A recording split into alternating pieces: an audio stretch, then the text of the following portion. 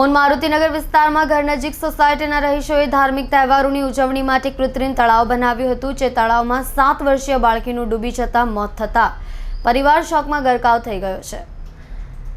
આ અંગે ભેસ્તાન પોલીસે અકસ્માતનો ગુનો નોંધી આગળની વધુ તપાસ આરંભી છે. ઓનપાટિયા મારુતિનગર પાસે કૃત્રિમ તળાવમાં 7 વર્ષની બાળકી ડૂબી ગઈ હતી, જેને સિવિલ હોસ્પિટલમાં લઈ જતા મોત નીપજ્યું હતું. બાળકી તેની પિતરાઈ બહેન અન્ય બાળકો સાથે નહાતી હતી. સોસાયટીના રહીશોએ ધાર્મિક તહેવારોની ઉજવણી માટે કૃત્રિમ તળાવ બનાવ્યું હતું. પ્રાપ્ત માહિતી મુજબ મૂળ બિહારના શાપરા જિલ્લાના વતની અને હાલ ઓનપાટિયા પાસે આવેલા મારુતિનગરમાં રહેતા જ્ઞાનેશ્વર શાહ ડ્રાઈવર તરીકે કામ કરી પત્ની અને 4 સંતાન સહિતના પિતાનું ગુજરાન ચલાવે છે. જ્ઞાનેશ્વરના ઘર પાસે સોસાયટીના લોકોએ કૃત્રિમ તળાવ બનાવ્યું હતું. સોસાયટીના બાળકો આ તળાવમાં રમતા હોય છે. દરમિયાન રવિવારે સવારે જ્ઞાનેશ્વરની 7 વર્ષીય પુત્રી કાજલ કુમારી તેની પિતરાઈ બહેન સંધ્યા સહિત 3 અન્ય બાળકો સાથે નહાતી હતી, ત્યારે અચાનક તળાવના પાણીમાં ડૂબી ગઈ હતી.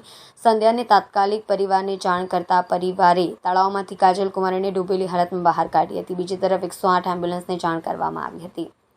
કાજલ કુમારીને સારવાર માટે સિવિલ હોસ્પિટલમાં ખસેડવામાં આવી હતી. સિવિલ હોસ્પિટલમાં ફરજ પરના તબીબે કાજલ કુમારીને મૃત જાહેર કરી હતી. આ અંગે ભેસ્તાન પોલીસે અકસ્માત મોતનો ગુનો નોંધી આગળની તપાસ આરંભી છે.